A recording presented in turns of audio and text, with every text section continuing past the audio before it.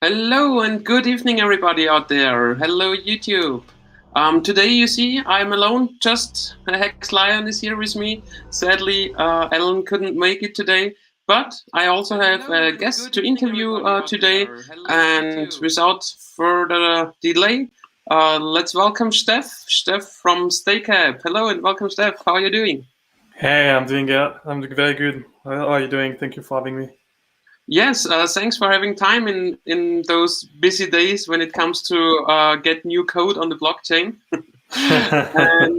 And yes, so for everybody out there, please share the link. We will provide useful information for the whole Hexican community tonight. Give us a like if you want to, or a subscribe. And yes, today with Stef, the co-founder of the Staker.app, we will talk about his way into crypto and what leads until the Staker.app of today. And we will go through the steps needed and how to use it best, the Staker.app as a thing. And finally, like what is on the roadmap of Staker.app and what will come in the future. So first of all, Stef, when did you found out about the crypto market and what made you like become such a crypto expert as of today? Yeah, I would not say I'm an expert, but the journey started in 2013. Yeah, I was just starting at Google back then, and I had a couple of colleagues that were mining Bitcoin. So this is when I first heard about it in 2013. It was right before the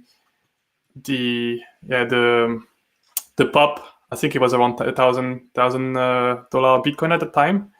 Mm-hmm. And I did not like actually ask a couple of questions to my friend. It was like I didn't really pay attention, like many people, when someone is telling something new or just a bit too far out there, you don't pay much attention. But what happened to me is I was on a business trip like 2 years later in San Francisco, and I was just meeting with some folks, hanging out, and there was a young guy. He was, I think, 20 at the time, and he was hosting me. I was just doing some couch surfing because I like just to travel and discover like the way people how the people live where they are. It's a bit more like intimate, and you have access to the locals.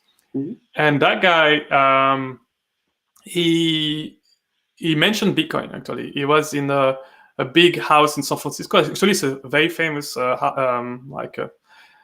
community house. It's called 20 Mission. It's like in the Mission district in San Francisco. Mm-hmm. And the owner of the building is actually just he was accepting rents in Bitcoin at the time, right? So I had a couple of discussions like yeah, what is this new economy, like digital economy, using that cryptocurrency?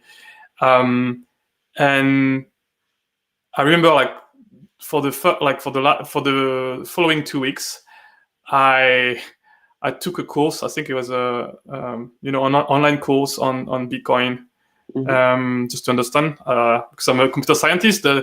What is it? How does it work? I had obviously some understanding of what is encryption and hashing. So it was very easy to pick up like what was the potential. So I came back I was living in London at the time. I came back to London, and I bought about 60 Bitcoin at the time. So that was in 2015. Yeah. So. Mm-hmm.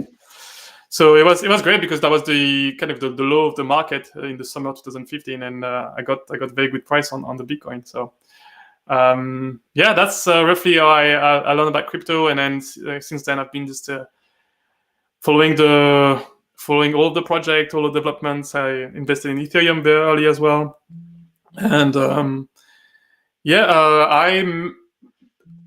For HEX specifically, I think it was the summer of 2017. I was following all of the news. It was just before or after the Bitcoin Cash split, right? Yeah, that was 31st of August. Yeah, so I was subscribed to a couple of like YouTubers, and the group was one channel is called Crypto. I think it was called Crypto News World or Crypto News.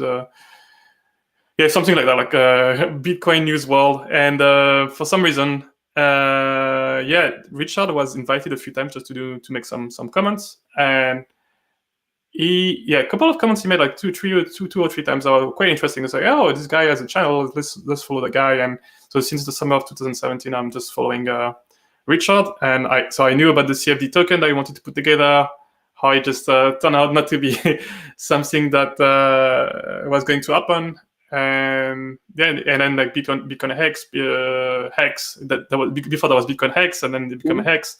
So yeah, from the very beginning, I just followed like the progress, but I was not at all involved in any discussion.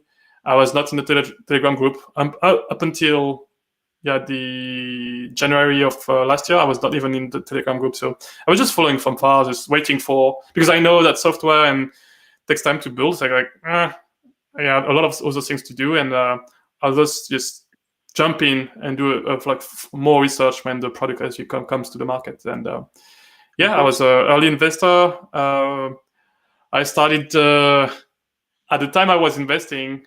I wanted to understand a bit more about what was happening in the ecosystem and what are the different players, how many people were staking. So I had to understand a bit more, like just for myself, understand the different dynamics that were happening into the ecosystem. So that's why I put kind of a HEX.live together, and it came from the frustration of one thing. I remember it was maybe February of last year. I was using I think at the time CoinGecko, just to look at Hex price. And CoinGecko or Coin Paprika? Yeah, it was CoinGecko at the time, I remember. And then there was a moment where the price of CoinGecko just was kind of like zero, like it just dropped, and it was not a valid price, right?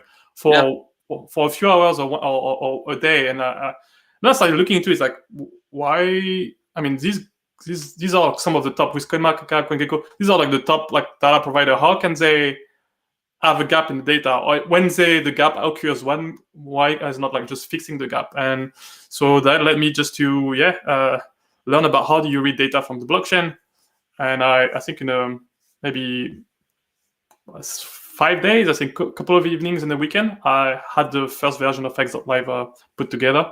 So that's a bit of like the journey from learning about crypto just to actually building something that's actually reading from a blockchain.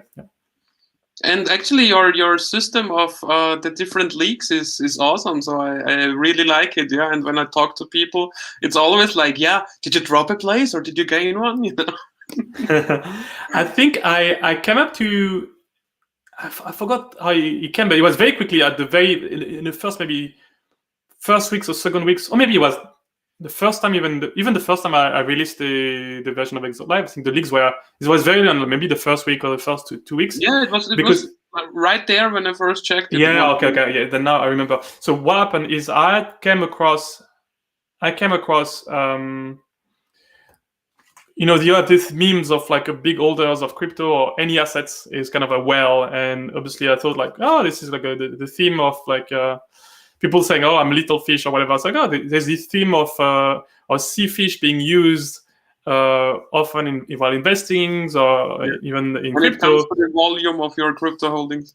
But most people don't. But nobody took this idea further, saying, okay, what is a whale, and when do you become a whale, right? People say, oh, there's whales dumping.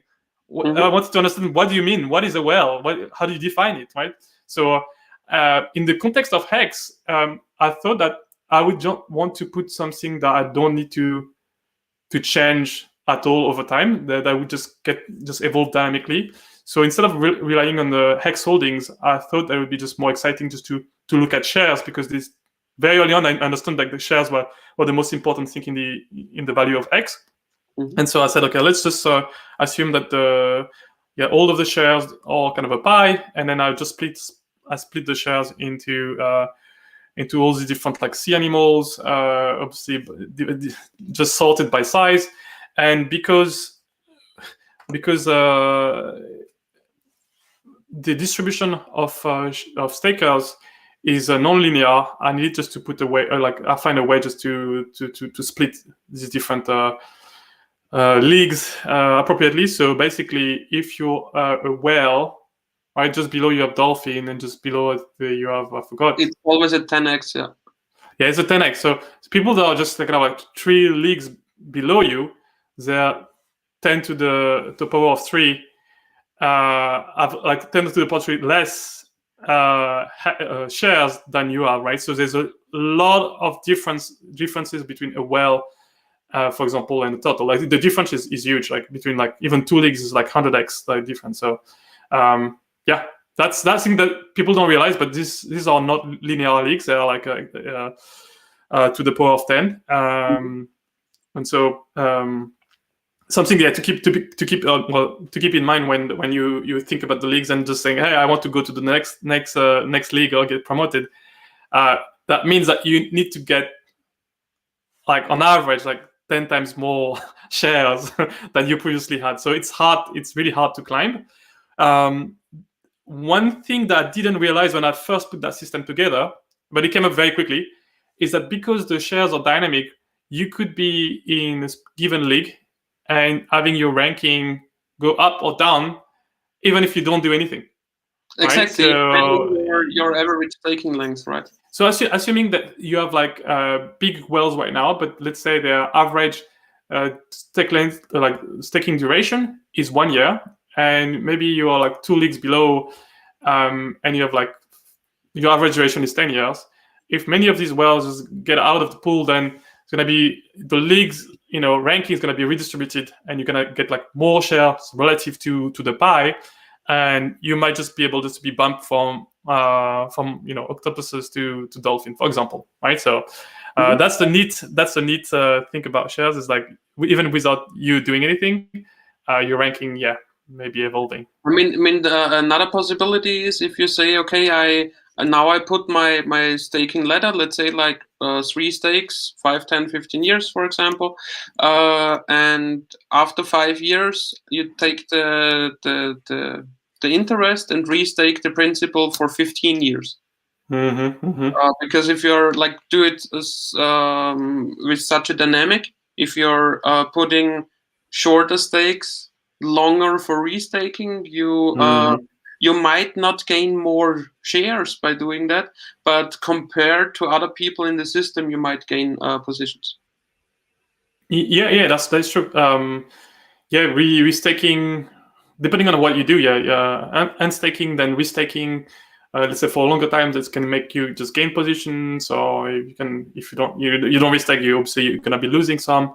But regardless of what you want to do, there's no guarantee that you go up, right? Because if everybody around you does something similar, then it's gonna be a race for. Yeah, it's why actually I call the nickname of the app is like a sea battle, because it's a battle of like all these like sea animals just fighting for getting more shares, because they understand that this is what gives you some yield, and very very actually very interesting yield. So that's the way I think it all started. It was a bit like a combination of my I used to do a lot of gaming when I was younger.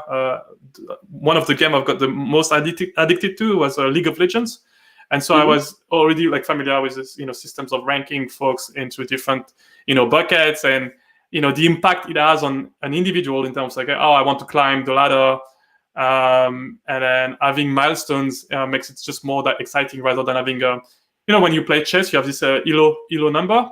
And so you have kind of like a scale, right? But it's not the same thing that having like a bucket that you can climb versus just having a number. In golf, it's the same with the handicap you have.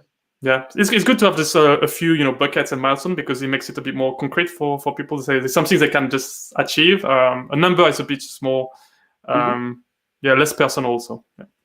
Yeah, cool. So besides the sea battle, like what is Staker.app all about, and what features can you provide compared to the general possibilities? So in May last year, I'm a computer scientist, so I rely a lot on data just to do things, to make decisions, and I understood what could be the limitation of like the adoption of X. Richard tend to often say, "Hey, the only thing that matters is just more adoptions." And there's two ways there's two ways to do some sort of adoption, right? Either you have like a very very good product that sells itself, or you need to actually to sell the product. The more complicated is the product, the harder is it to sell it. the more like tools or steps that you need to have access to the product, the harder is going to be just to grow, right? So there's two things like are slightly difficult with Hex. So there's the full understanding of like shares and the price in relation to shares, the understanding of like you can gain either in price appreciation or in yield, right? And these two things are kind of like a pull and pull mechanism that makes that game theory, right? So more people stakes, less supply, more likely is the price to go up, but then you have a diminished yield. And the reverse is true as well. So the implication of these two states of the system is that the long-term investors tends most likely just to be rewarded, right? Is it like in that game, like that balance could just move, shift and right, and in the process, shorter-term investors may get to a worse deal because they want to play short-term, and the game is organized just to reward longer-term individuals. And so I realized, there was a bit of friction, like the understanding of that system is, because I tried it. I just tried to explain it just to folks around me. And I tried to explain to my parents, and I had to draw something on paper. It's not something that you can pitch easily in 30 seconds, right? You might just say, well, invest in that, you'll get rich, right? You might just say that pitch, but people will be suspicious. Okay, why is that easy? It hasn't been tried before.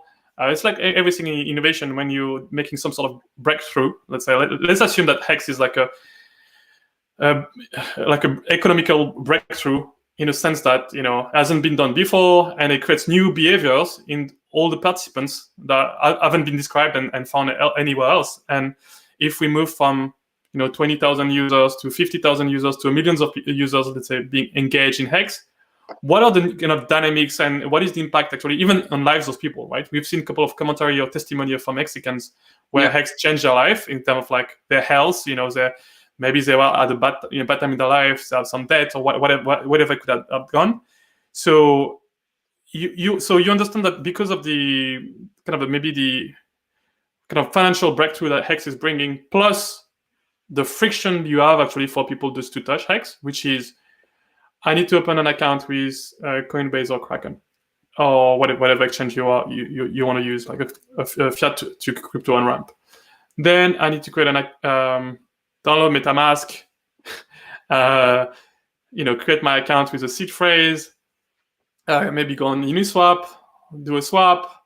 I don't. At first, I don't have about exchanges, then about wallets, then about decentralized exchanges, and then about HEX staking. You're trying your stuff, so you max out your transaction. I can't. The transaction failed. Whatever. Yes, maybe there was a gap. There's a price change. In Uniswap, and then because of that, you're out of the slippage tolerance that you set. Then you lost, few bucks. You just lost it because it's a failed transactions. So the learning curve is really, really steep early on, and because of my at that time, because I was working at Google, I've been doing a lot of like product and program management stuff, like building application for the millions of users in the planet in different languages. So I understand how you convert people into a digital product. Like what to present to the user in terms of user interface. It has to do with like the onboarding, like what takes people to first. Let's say you can spend a lot in marketing. Say, okay, I'm gonna do a very heavy ads campaign. I'm gonna spend $100,000 or millions of dollars for 6 months with different creative, some videos, some print. We've seen that for Hex. There was in London, you had like the X.com buses going around London. Yeah. But the issue is that if someone goes on a Hex.com, right? How many people are you going to convert? Because they need to go through that step of exchange, MetaMask. The learning curve is huge. You need to learn about the product, and you need to learn about the tools to use the product. So and you can fuck up every step actually, because you can for sure. set up an account at an exchange, and then you're not able to get money there because they have some issues, because you might be too old I had this issue with Bitstamp, for example. Yeah, not me personally. And then the next step is MetaMask. You can fuck up again because there are like, I don't know, 3-4 copycats of MetaMask who are all scams, you know. So, and then you can fuck up the swapping again because if you're choose the wrong timing, and then transaction failed, or you made something else and then you queue up transaction and then nothing else is going. And so imagine, so you have a great product, but it takes a bit of time just to understand the different properties of the product, right? It's a CDs, but it's a speculative, I call it like a boosted or speculative CD. So some people may know or may not know CDs, but what is that new speculation game that comes into play? And then now you ask someone, even they get a sense of like, oh, there's some potential, and let's say they have like $1,000, $5,000 they want to invest, right? So it's a bit stressful. They're putting a bit of their saving that they could put somewhere else, right? Or just buy Bitcoin they want to say there. But you need to ask them just to go through that.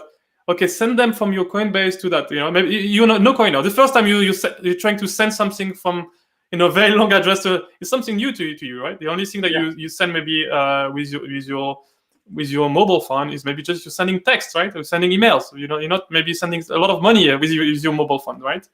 So that's what I realized in May. I did a lot of calculations. Like we have like about 200,000 hex holders. We have that many unique addresses that are staked. I plotted the calculation. I plotted the curves, like the curves and the growth curve, and I thought like the things were kind of tapping out, right? And I understood why, because we were just limited. A side question here, like you are saying, over 200,000 hex holders. So the number displayed on hex.live are addresses who have hex in their wallet, or addresses who once used hex, like where hex ran over. Which number? Then a number of holders, addresses holders on hex.vision. So not what you guys are showing in the Staker.app. Those are individual staker, right? But Fireban has those hex addresses, 200. I think that's the same thing that gets displayed in Etherscan. Is the number? No, it's actually a different number, because if you're 100% staked in your account, then Etherscan does not show it. I see what you mean. See what you mean. So there's two things. There's the staker class, so people that maybe some hex on their balances, like liquid, but they also staked. And then there's just people that have a bit of hex, right? It could even be 1 hex, right? And you'd be discounted in hex holders. But I look at like just the curve from January of 2020 to May of 2020. This huge influx of interest for the product, especially like it was a big bull run from March, April, and then I saw like end of May, beginning of June, things tapping out. And also I understood like the process is too complex for.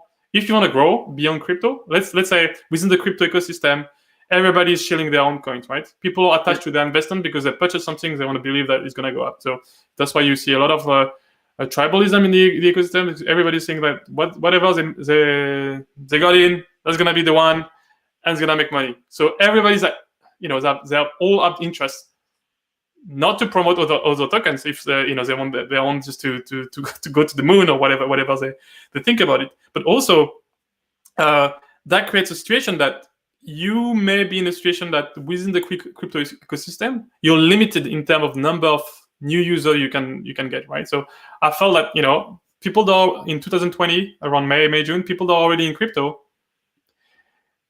if they're not yet in X, it means that they are not likely just to get in X because they don't know about it. I assume that there was enough, even if it was negative press about it for many months, that people would have known about it. And if they were really interested, they would just make the leap, right?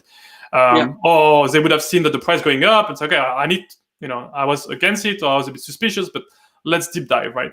And so because I saw the numbers like tapering out, I came to the conclusion that the future is not within crypto, the future is outside of crypto. Everything, the growth is just tapping into people that want to save their money, that are maybe like a current using a different financial product with their traditional bank, but they're getting pissed off, like being asked question why you're making a transfer to that, from that to that. Maybe the yield is too low, and so they want to be exposed to something different. They realize that all the central banks, the BC, the Feds, they keep on printing, and maybe the value of your assets is not just of your cash is not being is melting away, as like Michael Saylor is saying. But so I understood that was kind of the market segment that we should go after, really, just to make the product just be just more sustainable longer term. You need more users, because if there's no more users, well, nobody's gonna buy. Nobody's buy it, and basically the yield that you're getting is virtual yield, because you're gonna sell it onto whoever's competing in the system, right? You need to have like a certain critical mass for things to rotate and being healthy for all the participants. So I came to the conclusion that I needed to do something to reduce friction. And friction, there's two kind of friction. There's the fiat to crypto is the first, like a big hurdle. But I thought that I might not just focus on that early on. And then the second hurdle is like just to get your HEX experience just all into one bucket, right? Just from swapping, you have some ETH from the swap, from the staking. And that's how like Staker.app just got to come to life. I just made a proposal just to Five and say, hey, I got these ideas. This is the vision I see for HEX and what we can contribute. And he said, like, yeah, I'm excited. Like what you've been doing with HEX Live. I said the same about what he's been doing with the different product, and we started working together. Yeah, the beginning of June, end of May, beginning of June. Yeah. Mm-hmm. So to sum this up, what I understand through this is like to give the market a product, and in the background there is a cryptocurrency, like something like that. But that's for the front end user, it's more like a crypto savings account, a Kryptosparbuch, like we have to show here, and everything else is like running in the background, like all the hurdles, all the technical. No, I agree with you. So because I know where the growth is. Mm-hmm. It's outside of crypto. It's outside of like a current Hexicans, right? It's like you can onboard like 1-2 people, around you, your friends. But the growth is like at scale outside, right? So you need to offer something that's very compelling. Mm-hmm. And the key thing, because I've got experience doing it, my last project, working at Google, is like creating a reading app for kids to help them to learn how to read. So the user there were people that did not know how to read, right? So I understand what it is to onboard someone into an app, and the people cannot even read the text. So actually, I think that's the best thing, like where you came from for the crypto market. Because every week I think I'm surrounded by some people who are not even able to read. Yeah. So I had this prior experience. So I understand. For me, it's like reducing frictions and simplifying the way you get into a product, how the different features. And so that's why I realized, like, okay, let's get rid of like the shares. Like in the app, it's like barely there, right? If you download the app right now, it's like there's not much emphasis on HEX on purpose, because you don't have a relationship to HEX when you're in the coin house. You don't know enough about it at first, right? So you need to just be familiar with something like your US dollar. Eventually, we're gonna have euro, yen, and other currencies, but we want it very, very kind of somewhat transparent about, like, hey, this is what you get, and in USD terms, we are not just putting too much emphasis on the share stuff. As we develop the product, obviously we're gonna be able just to have some sort of more advanced statistics that that maybe people that are into the ecosystem, they want digs, they want to optimize for. But the first mission is to get more people in, right? And then we can just have like a differentiated UI where you're advanced users, you want to see more, or just like a regular user, you just want to see every day or every week having a push notification coming to your mobile saying you've made $5 today. congrats. Or you've just gained like 2 position in the total league. That's where we're going. And so everything is going to be very simple at first. So I think for us, the challenge is like our first users are Hexicans, but they're not a primary target in terms of like where we want to grow our user base, right? So that you have that tension between the kind of features you develop for people that are currently more advanced users, but your focus is really on growing the entire pie for people that don't have a clue about what a T-share is, right? So T-share should not even be mentioned because if you want to sell something to people, it needs to be simple. You need to understand it. So if you bring T-shares, people are gonna just shut down their brain and they move on to something, right? So and like effective hex doesn't mean that is the amount you're going to get as a payout and so on and so forth. It's a lot of details involved in it. Cool. Just to make it clear, I know the answer already, but it came from the audience. Is it possible to end stake from the smart wallet only if your stake is created with the smart wallet, right? Yeah. So so you can only unstake from the address you staked, right? So that's nothing to do with Staker. It's just like no, but because there is some misunderstanding. People, it depends on the key you staked on, so you can't move existing stakes from one key to a different key. And when setting up a smart wallet, you are setting up a new wallet with a new key. Yeah, it's the same thing with any wallets. Imagine you have like a wallet MetaMask 1 and a wallet MetaMask 2. You cannot unstake from the stake that you initiated from the first one. Stake with MetaMask 2. Yeah, that's that. You can't do that. Everything is like all of the stakes are issued again a specific Ethereum address, specific user, and they can only be terminated from the user they've been initiated to. What we're doing with Staker, we're actually going a bit further than that because we're on device automatically and randomly generated is kind of what we call a hot wallet, right? And then that hot wallet will be controlling the smart wallet that is on chain on the Ethereum blockchain, the Gnosis safe. And so all of the stakes, they're initiated by the safe. And basically, what you're doing with your hot wallet, you're just signing the transaction. So you're the owner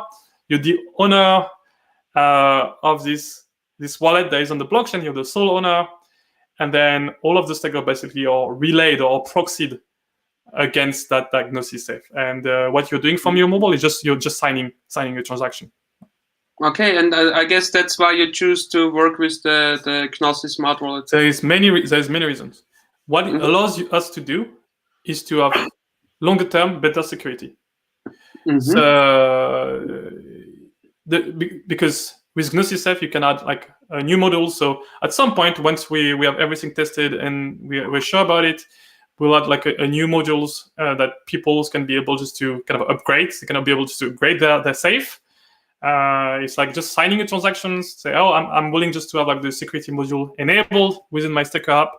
And what it means that security module will be doing some sort of social recovery. There's different ways to do it, different parameters you can do using guardians. You can do like different ways to do multi-sig with a couple of guardians. You could do even time-locked kind of recovery. You could imagine that you're the sole and sovereign user of your safe, from your hot wallet, and you decide to put, let's say, your brother or your sister as a guardian there, right? But you only want them just to have some sort of ownership if you don't transact for a year, right? It means maybe you lost memory, maybe you had an accident, maybe you had something serious happening to you, right? And so you say, well, I'm the sole custodian of my Gnosis safe, but if I'm not issuing any transactions for 1 year or 2 years, you can assume that either you lost your seed phrase, right? And then you cannot recover you lost your phone, you cannot recover. You lost your phone, you lost your seed phrase, and now you can never access. So your guardians will be there to say, hey, as guardians, we just kind of sign on transactions, and we can add you, create a new. Your chosen guardians sign a specific transactions, you can get. You could recover. So it's huge, right? And the reason why we decided to go down that route is a bit not that intuitive. But because we are building a business and we are targeting no coiners, I knew that we'll end up in a world where people are going to lose their surprise, and they're going to come to me and say, "Why I invested $50,000, I lost it. Thank you, Where Staker. is my money, Stef? Where is my money, Stef? Stef, please." And then what happens to me then? I won't be able to sleep. Yeah, of course, yeah, because they are coming back to you and say, "Yeah, where is my money? Can you help me, please?" So you can put all the disclaimer in the world, the flashing lights. People don't. I know it. People don't read anyway. Even if they know to read, they don't read. They just want to press on buttons. So I knew that we need to be very, very thoughtful about the way we think about the user experience longer term, because people are invested for so many years that it's not like, okay, I'm just engaging my funds for 3 weeks and then I can pull them back. That security is number one. So security quality for me is like I told like Fireburn, number one priority for me. Like we are starting to work on the V2 now, and to think about how do we design it, how do we just put the right user flow when they get into the products, understand the trade-off, and it will come with some. So that's a big advantage, right? You don't realize it because all of us, the current user Hexicans, we're savvy users. Right? People understand security, but most people in industries, they lose their password, every day, and you can't hope Hex to grow if you don't target people that are, challenged with managing their password. Yeah. This is where the growth is. So you need to build tools that help them with the things that are the hardest, right? And so that's why we are doing. That's why we made that investment to say this is, as we think that at current stage of development of the Ethereum ecosystem and I think we surveyed a couple of solutions, but very quickly Gnosisef came to us and we say, yeah, that looks quite good. There's so many other projects that are using Gnosisef just to store a fund. Many companies, even ourselves as a corporation, myself and Fireburn, we have Gnosisef that is a multi-sig, and both of us, if we want to take out money from that safe, we need to sign the transactions. So this is a new world that's just being created, and we said that this company is already like more than $1 billion it's maybe more than that, maybe it's ETH locked or managed by Gnosisef, right? So they are growing fast. Many projects relying on them. It's been audited multiple times. So we said like this is the future. It provides more security, and on top of that, it allows us just to create what we call meta transactions. So if you're instead of using MetaMask, if you're using Hex, everybody's been complaining about fees. Oh, it's going to be the fees in 10 years, in 15 years. If you make large gains and you have a Gnosis safe, it doesn't matter what kind of, if you don't have ETH, if ETH price is really up or the fees are very high, you'll be able to use some of your gains, maybe some of your interest, to pay for the fees. The way it works is we have what we call the relayers. They're just funneling the transaction to the blockchain. And us as a company, we'll be paying the ETH. So right now, part of our strategy is just to accumulate a bit of ETH to be able to pay for this transaction. So as a user, if you just have Hex and using the Staker.app, you can do everything you want without having any ETH, without even knowing about ETH or USDC. You can do everything with Hex from the app. Yeah, Stef, this is also a reason why I wanted to have this interview today, because I want to get rid of the MetaMask way, actually, because my personal take on that is that I don't feel that safe when it comes to long stakes doing it through MetaMask, and it's even more difficult to explain to people hardware wallets.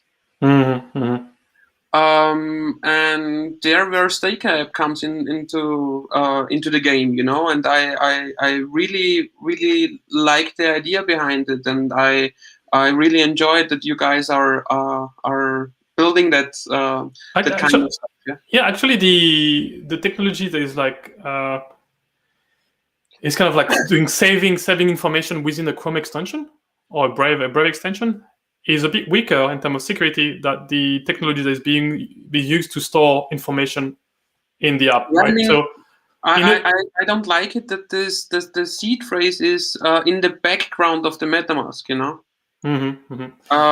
So for us, things are like encrypted on device. So we have a seed phrase stored on device, so you don't have to repaste it every time. but it goes against your personal account. And as the time goes on, we have enabled biometrics in the app, but as the time goes on, we'll be enabling more security features for some folks. So if you want us to activate everything from a Trezor or Ledger wallet, we'll be able just to support that.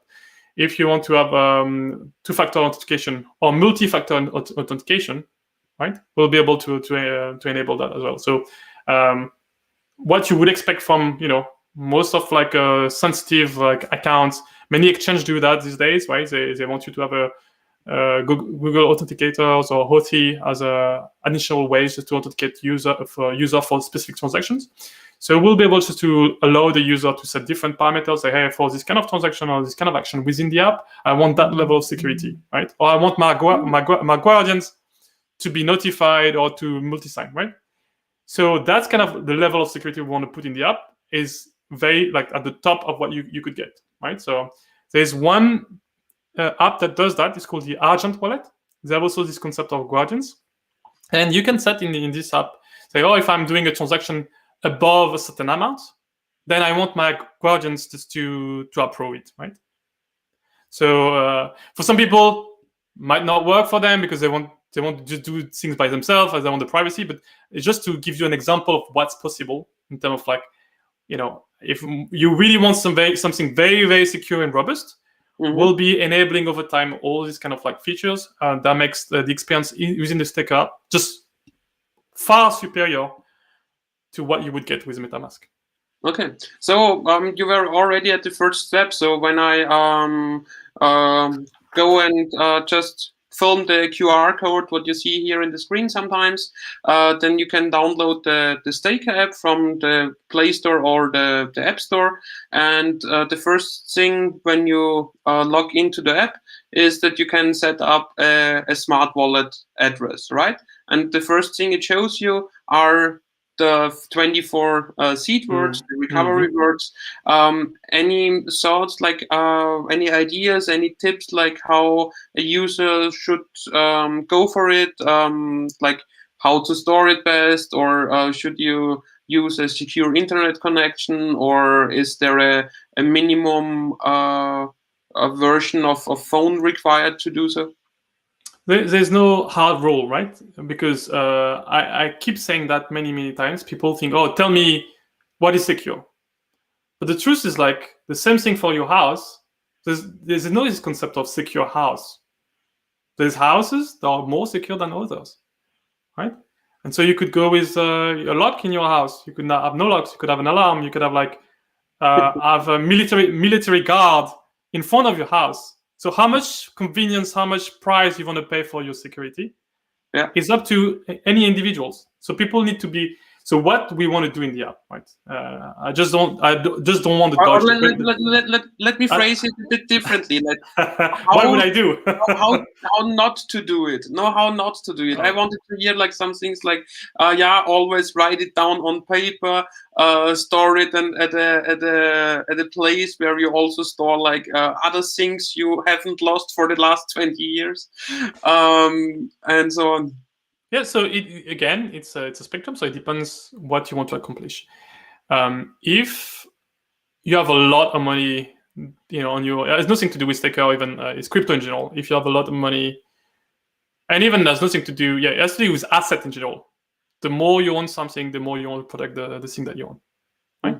So if you have a wonderful palace with gold, with silver, with diamonds, you're more likely to have a high-end security system, right, to secure your property. This yard in front of your yard. Yeah. So the security needs to be proportionate to the thing that you want to protect, right? So that's why there's no one question. Then you can ask, okay, what are the things that at least even if I've got $1,000, $10,000, what should I do to make sure that I'm just reducing the risk of having issues? Well, the first issue is if you're the only one knowing your seed phrase, and there's no one, and something happens to you, that money is lost forever. That's a number. There's many studies that shows that the largest issues with people losing their crypto is either them trading to zero, or they lose their seed phrase, right? They forget about it for 1 or 2 years. They note it down somewhere. It could be physical, or it could be even a digital form, or it could be even they have a ledger. Where's the ledger? I move places. It was in the box. I can't find the box. What happened? So it's a trade-off, and people need to be comfortable. Say, okay, what? So the best way to answer that question is saying, if you have a mobile phone and using Staker, the Staker app is displaying you the 24 words. People should be very, very careful about what's installed in their. It has nothing to do with the mobile, even on your computer, something. You need to be very careful what site you're browsing. You need to be very careful what link you're clicking. You need to be very careful what application are installed and what kind of permission you give this application. So every now and then, it's good to have a bit of security hygiene, where you look at all your apps, and Android does that. I think iOS does that. You could add like apps, and you can see all the apps, all the permissions, and so you can look at all the apps and their permission, or you can look at all the permissions and which apps are using different aspect of the app. Yeah. Which apps are using my camera? Are they using the camera every time, or do they use the camera when the app is active? Use the app same thing for geolocation, same thing for clipboard, right? If I'm copy pasting something from, that's actually on mobile, you have a better view on what apps are doing than what you could do on your computer, right? Let's say you had your computer for a couple of years, you've been installing a lot of programs. Is there a way right now on Windows to know what apps can do, what can install? You don't know, right? So if there's a new update, you had installed an app 3 or 4 years ago, and there's an auto update of that application on your desktop computer, who tells you that the new program that is being loaded with the update is not looking for a seed phrase on your computer? Mm-hmm. You don't know that, right? Hypothetically, if I install the app, I write down my 24 seed phrase, and then I deinstall the app and install it again. Will it then show me like I need to create a new one, or can I recover the? Yeah. So what we're doing is like we have a notion of a Staker account in our database, but obviously we don't. Only thing that we know is the public address for your smart wallet. So the only thing that we know. So if we see that we have a user, there's no signing into a new device, or maybe they deleted the app as they re-signed it, but the app can see that there's an account and there was a smart wallet that was created. We have the public address, but on device, in the secure storage, we cannot find a corresponding key. Then we assume that either you install the app or you just install the app on a new device, and then we prompt you. I think below the smart wallet on Staker, we prompt you with like, hey, something went wrong. Import seed phrase. So then you can re-import the seed phrase there. Mm-hmm. And it should be fine. Again, be careful of like what are the other apps that are eventually monitoring, doing some sort of keylogging or anything. If you're someone that's installed a lot of like free apps or games, I would be very there's a lot of like kind of criminal companies that just publish a lot of games, kind of active, kind of like viral games or even video or snapshot kind of app like Instagram-like application, and they you never know what you install and what people can do with the information. So I would do a bit of cleanup or hygiene of like what are the apps that you install. You don't need to be paranoid. Like for most people it's gonna be okay. But if you're someone that likes to have like a lot of these apps that you don't even use, you should just delete them completely. Mm-hmm. I mean, another idea, if you're somebody who says from the beginning, okay, I want to stake at least 5 years or at least 10 years or even longer, then you can set up the whole thing, make your stakes as you want, and then you can actually delete the app, and do not recover it, because if you're reinstalling the app, then you can import your public address and have your whole portfolio as a view. And as you don't need to do any action for the next, 5, 10, or even longer years, like, for example, the Dream account of Karim, here he doesn't need to do anything, until 2030. So he can delete this, delete the app and reinstall it without recovering it.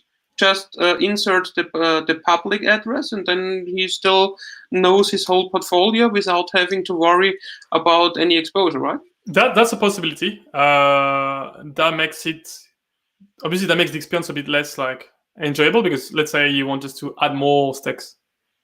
Yeah, like you have more money. You want now you need to reinstall, re-put the phrase, and you need to do more than manipulation. Maybe it's good because that makes you kind of exercise that fact of like retrieving your seed phrase wherever you stored it and we put it in the app. But then I mean the less to be fair, the less manipulation of your seed phrase, the better. So I would, if it's in, I would just keep it in, and what we'll do in the app, we'll just add more security layers so that like you have two-factor authentication, even more multi-factor authentication. So even if someone were just, let's say, you're at the party, you forget the app, right? You forget your phone. Someone gets into your, for some reason, things are unlocked. Obviously, we have, like all mobile banking app, we have this biometrics setup. But if someone were to transact, we can have other things like SMS, email, and 2FA, and maybe Guardian's verification. Depending on the amount. Right? Yeah, that's also like one of the questions on my list. Yeah, cool. Because I heard somebody saying, what do I do if Face ID is not working? Then I say, then go to settings and disable Face ID, and then there is like no other security layer, like a PIN protection or something. Yeah, we had to start somewhere. It's easier just to but actually it's fine to hear that like you already thought about all that, and it's things are already on a list. I mean, I'm telling you, like the big item we have a priority list for the next 6 months is security is like 3 times bigger than anything else. Like because I told you, I want to sleep at night. I don't want to help someone that's lost their money. Yeah. Actually, it's the same. It's the same with me and with the Kryptosparbuch. Yeah, and I know that I can't reach like everybody who listens to me. Yeah, and that's why I want to get rid of this of the MetaMask option, because a year ago it was safer to use as now. Because a year ago, there weren't 3 or 4 copies of MetaMask who rip you off, and I have somebody in the company where I'm working who messed it up. I told him about crypto, and he was already holding Bitcoin and Ethereum, and I said like, check out here and here and here, and just call me or call me. We can sit together. And then he did it on his own, and I guess for 3-4 weeks after that, he told me that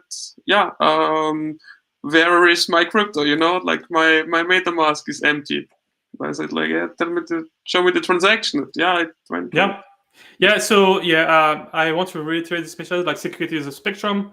We started with what felt like a good state just to start using the product, and you can't wait just to like 2-3 years to think that you're gonna have the perfect product and then ship the product. So we start with like I think a fair amount of security right now. The library we're using, they're like standard in the standard libraries. We use 24 for words. We use Gnosis, which is again a longer term a better solution than MetaMask. So everything that we are doing is to make the experience better, more secure. Right? There's no. That's our goal. That's what we're working for. So how long would you need for DNA verification? So DNA verification, I think is it really a possible thing or what? Sorry, I stopped the joke. Yeah, for the DNA verification, it'll be November this year, right? So you guys need to wait. You're joking, right? Yeah. Of course. Come on. Yeah, the phone will cut you in the finger, and then. Yeah. I mean, if Android and iOS supports it natively, we'll just integrate with that, but it's not there yet. Nice. So nice to hear that you're already working on 2-factor authentication. I guess it's also a good bonus, for regular investors, who are used to their banking apps and so on, that they see I can enable 2-factor authentication here as well. It's just a good sign, It also increases security, but also like at the psychology level. I have here, is it better to buy ETH or HEX directly through the app? Because I think it's still better to buy ETH first, right? Because Indacoin has such high... we have a couple of like on-ramp partner. Because so if you wanted HEX, at some point that's where we might go, right? If we wanted to be an on-ramp partner, that would require us to have a way to do the KYC, right? We need to have a way to do the KYC. We may have the need to have some sort of like banking license, depending on the countries we want to operate in. And so that work is a lot of work, right? You need to have a lot of meetings with a lot of people. Years, you need to have like 1 or 2 lawyers that tells you the path to do it. You need to sign a lot of paperwork, to pay a lot of money, to have a team eventually that does the KYC. So you can imagine the price of running this operation. So we said, okay, let's just focus on the experience first and use like on-ramp partner, that are like somewhat mobile friendly. So you get into the app. We reviewed a lot of options. We reviewed like 10, 15 different partners, and after testing things, we came to the conclusion that ramp network, I think globally, we wanted just to propose something that was at the most coverage at the global level, but it's never perfect because in the US you have some states that are not enabled, and some countries you have the legalities are changing over time. But what we'll do at some point, it will be able to dynamically, based on your location, let's say you're in the US or Australia or I don't know, Switzerland, you will be able to dynamically recommend maybe what is the best for you. But even then, there's a bit of unknown because maybe the bank you're working with within the country, is the one making it difficult to transfer some money. And this is outside of our control. To on-ramps and to usual exchanges, it's a pain in the ass, and it's a mess often. Because what I also had was that the price of ETH was pretty volatile, and then ramp.network did not execute the thing, so they just sent the euros in that specific case back the next week. I had some challenges. So there's some, it depends on the providers. There's some pros and cons. I think none of them are perfect. What we wanted to focus on with that experience is like you have your smart wallet with that public address, and the experience within the app. So when you choose one of these provider, your email address and your smart address is automatically copied like to the little widget. So this makes it a bit better because there's less mistakes for you to make, right? At least when you transfer money, you don't need to type or copy paste your address. So if you look at like what is the onboarding experience without Staker and with Staker, is like already like easier.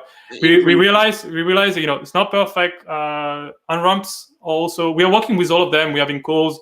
We are just trying to negotiate. Like for example, I look at on-ramp. It would be really nice just to have a fiat 2x with ramp, right? So this type of things, that takes a bit of time. Just you need to find the right partners. They need to trust you, and they might ask for liquidity. There's a lot of like parameters that comes into play. But on all fronts, we are working all these type of things so that in the next couple of months, you see the state of Staker now, and the ease of onboarding will be 2 or 3 times better in a couple of months. Awesome to hear. Yeah. That's what we are working towards. So, I will just take maybe one last question because I have another meeting. Oh, okay. I need to jump out. Sure. Yeah. Are you planning any partnerships? There's nothing I can share right now, but we are talking with. We have a couple of technical partnership, right? For example, the reason why when you use Staker, your transactions are very unlikely to fail is because we're using a technical partner. It's called Rockside they're doing relaying the transaction, that enable the meta transaction, and that would replay if the transaction were to fail, that would replay the transactions. So once you use Staker and you pay the little Staker fees, actually you're paying for service that gives you like better security, a comfortable experience, a clean onboarding, and the guarantee that if you support the ecosystems and you have a smart wallet and you use it, you trust us, you use it over time, that will benefit the entire ecosystem. So that's the bet we're making, and we hope that the entire Hexicans community are supportive of that. That if they request for a smart wallet, they're actually using it, because we've seen many folks that actually have a lot of like millions of liquid X. They have a smart wallet and they haven't even tried the features in the app. So that's a bit sad for us, because that means that there's community is strong, but community could be much stronger. Yeah. Okay, Stef. Yeah. So then, thanks for your time. I guess we had an awesome talk. I can continue to talk with you. I'm barely running out of questions to you. I would also like to hear your thoughts on encapsulated stakes, on how to integrate layer 2 solutions in the app, or if ETH 2.0 can lead to problems for long staking, or lots of things, but maybe we can continue another time. Yeah, for sure. We can have a follow up in a couple of weeks. But yeah, for the scalability issue, I think it will take some time, right? So it's not something that no one was talking about that in December. No one was talking about scalability really, like, not very seriously. So now that everybody's like talking about it, because the gas price went up 10x, and then the ETH price went up 2x, so you have like 20x increase in the kind of like the fees that you're paying. Now everybody's like, oh, fees. So for Hexicans, it should not pose that much issues if you're a long-term minded. You're using the product as intended to be used, so you have like long stakes. I understand that some other people that have smaller stakes in the short term, that may be very, very painful. But there's no quick fix, right? If we do something within Staker.app and using some layer 2 solutions, that will be taking a bit of time to develop, right? If we need to do some smart contract work, it will have to be audited and tested and secure. So it will. If you want quality, you need to be patient, and and you'll be rewarded. Like with X, you'll be rewarded for being patient. Exactly. And if you guys out there want to have like some tips in how to save some fees, you can always join the Kryptosparbuch or hit me up on Telegram. I mastered this task in the last few weeks, so I can tell you like everything, how you can save yourself with a bit of money. And when going through the process I'm using, I never paid more than $50 to swap on Uniswap, and also never more than $20 to start a stake. With ending a stake, it's different, because it depends on the length of your staking time. So yes, Stef, thanks a lot for your time. Awesome to talk with you. Have a lot of fun to build all that. I'm really looking forward to it. I think we will have an awesome year when it comes to Hex and to the staking app. Maybe not in the first quarter right now, because everything else is mooning around us, but it won't continue forever. I can only suggest that you don't go out at the crypto market and buy stuff which is already up extremely in a very short period of time. So be careful what you do. You saw it today that crypto tends to dip easily 20%, if not more. If not more, exactly, and all that in a pretty short time.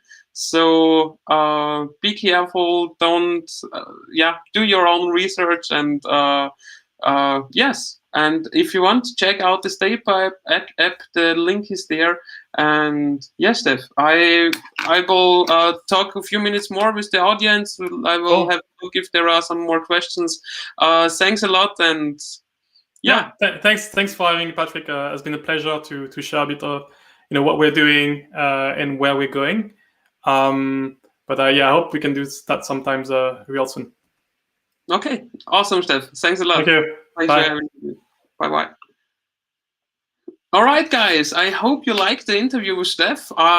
Actually, I'm pretty amazed right now because I haven't thought that they are already thought about all the stuff and that they are in so far in the process about implementing all the different kind of stuff.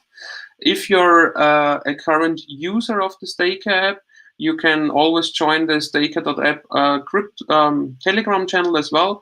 And I'm in there as well, so I can give you tips when it's best to use the Staker app for swapping or for starting your staking ladder, because each and every day there is a time frame where the Ethereum fees are not that high. I mean, still high, but not that high. And with this, you can definitely avoid the peaks. So, any more questions here? I don't see anything else. Up here a bit. Yes. Omaran was asking before, like that he is waiting for the smart wallet address for a long time. Actually, if you want to use it, just go on Telegram and direct message to Stef that you used this kind of mail address to sign in, and that you would like to have your address enabled already because you want to use it, and because of the current fee environment you might need to pay a few bucks. I guess it's like 20, 30, 40 bucks, something like that, but maybe a different number. It's just a number I heard a couple of days ago, and then you can set it up together. There was another question about the likelihood of another airdrops. As this interview was about the Staker app, I didn't take on that question, guys. And Kryptosparbuch, tell people to join the next stream on Mati Hex Therapy live. Yes, of course. So is Mati already live or what? Or like who is having who is he? Okay, he was live. Okay, perfect. And markables, so small Easter egg, seated guy on the left. Yeah, of course, yeah. Here, I know in my background picture there's a guy up on the hill who is watching me. So yeah, thanks, Muddy, for the shout out that I'm interviewing Stef. I hope you enjoyed it. I hope we gave you some value today as well. Yes, I guess I have nothing to add right here. If you're still on the sideline and not already in the crypto markets, there was a good dip in the main cryptos today. Maybe you want to take action and dollar cost average your first part into crypto. Maybe we are going to have even more dips because crypto, even in bull run, can or tends to dip 30% as well. Ethereum maybe a bit more than 30%, 35 up to 40. And when it comes to HEX, we are also on a price below 1 cent. I guess if you buy or if you accumulate HEX under 1 penny and stake it for mid to long term, I can't give a financial advice, but you can spread out your own risk pretty good. Because if you're over the average staking length of 5 years, you're making about 40% interest per year. Times 5 years would be 200%, so you end up with 3x your money. And that the HEX price is like that low in 5 years, it's pretty hard, because you just need to look at the community. You know, we are having 15-year stakes, and we are having those stakes in the finished product. So there is nothing like a roadmap or anything we maybe it works out, or maybe we will go down and won't go up again forever. It's nothing about that. It's just buying and selling and staking here. It's a speculative market. It's a very volatile market. We had the big payday back at the 20th of November. So there is still some shaking out of all the people going on. New people are coming in. And, you know, HEX is a great product to dollar cost average in as well.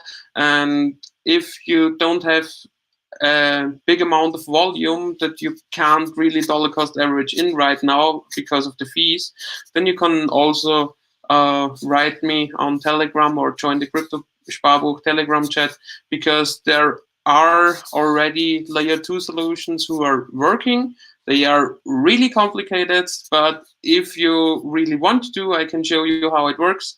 And then I can show you a way where you can swap without having to pay any fees. That said, please leave a like and subscribe to the channel, that more and more people get to know about HEX, and that we can easily spread out the in my point of view, very valid content about HEX and about the Staker app and about what will come, and how to get the best deals in the current environments. And that's it. Have a wonderful week. And yes, guys, all the best for you. Goodbye.